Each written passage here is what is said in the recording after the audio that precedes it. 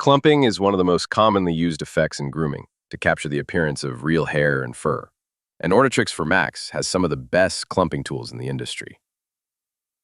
In this tutorial, let's explore clump manipulators, which allow you to directly and precisely manipulate clumps, giving you that fine control needed to create intricate hairstyles.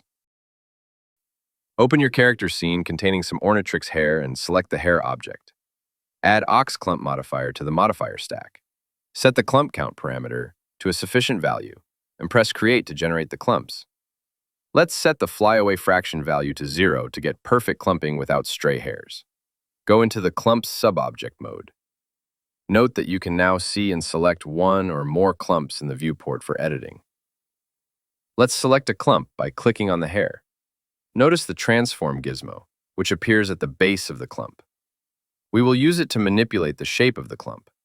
Press W to enter Move mode.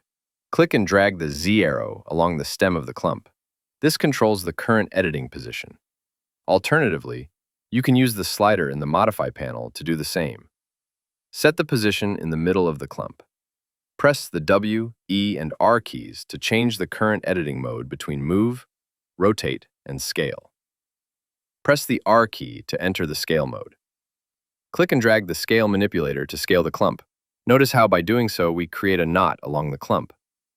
Move the current editing position and create another knot in a different place. The scaling you do along the clump's length is captured using these knots.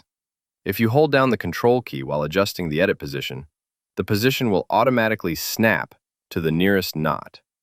If you hold down the Shift key while adjusting the edit position, the currently selected knot will be moved to the newly specified position.